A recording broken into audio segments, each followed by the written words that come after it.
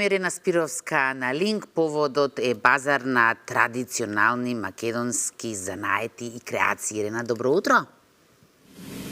Поздрав искра до тебе, поздрав до сите гледачи на нашата утринска програма. Периодот во пресрет на нова година е период кој на вистина секогаш изобилува со интересни настани, меѓу другото и многу често се организираат базари за изложување на уникатни ракотворби, спој на традицијата и современото. Токму еден таков настан се случува утре во јавна соба со почеток од 10 до 17 часот, а тоа беше причина ние утринава да дојдеме тука во Македонија Велкам центарот и да позборуваме со председателката на Организацијата на културна дипломатија, господјата Емилија Миладинова Аврамчева, за да дознаеме детали околу утрешниот базар, на кој што на вистина ќе има широка палета на производи кои што ја слават македонската традиција и креативност. Пред се, добро утро и ви благодарам за одвоеното време за гледачите на телевизија Алфа. Добро утро и убав ден на гледачите на Алфа и на вашата телевизијска куќа, што ја има можност да ја споделам оваа убава иницијатива со гледачите. Ова година, исполнета со бројни активности кои што ги организираше Македонија Велкам центарот, еве некако се заокружува токму со утрешниот базар што ќе се случува во јавна соба. Па ајде малку повеќе за содржините кои што ќе бидат во рамки на овој базар, во пресрет на празниците. Сигурно ќе има многу интересни ракотворби и сувенири на креативните луѓе кои што соработуваат со вашиот центар. Да.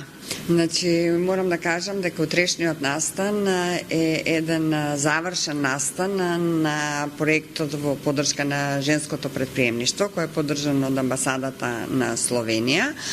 Утрешниот настан, како што гледате, е во ритмот на македонските традиционални занаети и креации.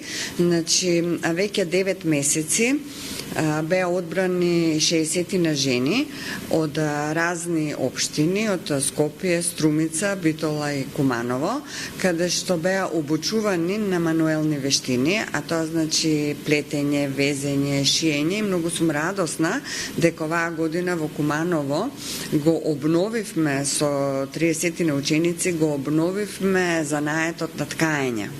Така што утре ќе бидат изложени и модни, да речем, или детали, торбички од кои се направени со ткаење.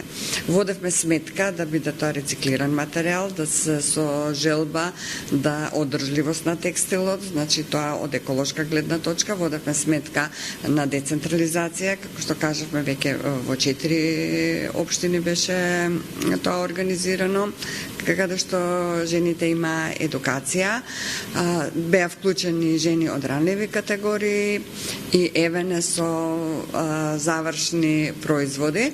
Морам да кажам дека таа група во Скопје и во училиштата во Куманово и Битола, кои беа вклучени во обуки за шиење, веќе имавме модна ревија во рамките на модниот викенд, а утре ќе бидат представени истите жени кои веќе имаат производи спремни за утрешниот пазар, и со додатен семинар ние ги потикнавме жените откако ќе направат финален производ, како да лесно и да можат да ги продаваат, вклучувајќи ги дигиталните вештини за продажба на нивните производи.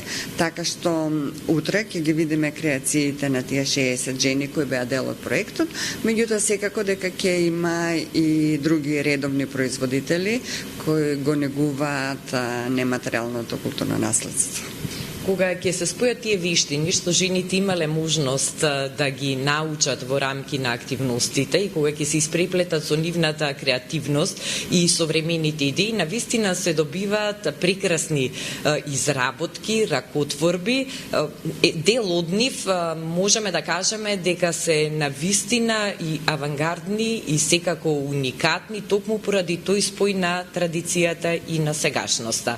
Би сакала да ја искоментирам стилираме и кошулата која што утринава ја носите, која што гледам дека исто е еден необичен спој на нешто што е модерно, софистицирано и нешто што е старинско и традиционално. Да, значи сакам да спомнам дека целиот овој проект беше во координација на модниот дизајнер, мојната дизајнерка Ирина Тошева, која правеше спој на минатото и сегашноста, каде што со локалните обучувачи работеа заедно и дојдоа до финални производи. Значи, точно е, како што кажав, бидејќи многу ни е важно нас одржливоста на текстилот во спој со македонската традиција и ова сега е нареден наш проект Милејата од баба ми. Јас ги носам милејата од баба ми, оваа кошуља е дизајнирана од модната дизајнерка Ирина Тошева и едноставно во нашата колективна меморија ние ги имаме ракотворбите, дружбите со нашите баби, мајки, тетки и едноставно желба ни е да ги извадиме од плакарите овие ракотворби и да бидат дел од нашата мода. Така што утре ги повикувам гледачите покрај редовните производи кои ќе бидат, поред новогодишните дизајни на овие производители, ќе имаат можност да ги видат и овие кошули со кои ќе почнеме да ги потикнуваме жените да ги извадат милејата од плакарите и да дојдат и да им ги направиме нивните дизајни по нивна желба и по нивни сакања и видувања. Вие работите многу често со дипломатија, сведоци сме колку луѓето од странските земји се восхитуваат на рачните изработки, на плетените работи, на сето она што го имаме како наследство од претходните поколенија, што е дополнителна потврда за креативноста на македонската жена, а токму благодарение на ваквите активности, таа креативност се потикнува и се негува и во овој современ свет. Каков е интересот кај македонските жени за да ги осознаваат овие вештини и да ја продолжат традицијата и во денешно модерно време? Па да ви кажам, ова се, како да кажам, семени мали бизнеси каде што децата гледаат од своите родители, како што реков, од мајки, тетки, роднини. И мислам дека тоа е и целта на нашиот проект, кој благодарение на амбасадата на Словенија бевме поддржани, да ги потикнеме жените дека токму со овие мануелни мештини може да се дојде и до самовработување. Тоа може да биде и извор и приход на екзистенција. Значи, веќе гледаме колку тие луѓе што имаат можност да патуваат во другите земји, во Европа, во светот, гледаат колку секоја земја се грижи да зачува традицијата. А зошто ние да не се грижиме за заштита и зачувување на македонската традиција преку изучување и враќање на традиционалните вештини во плетење, шиење, везење, еве и ткаење.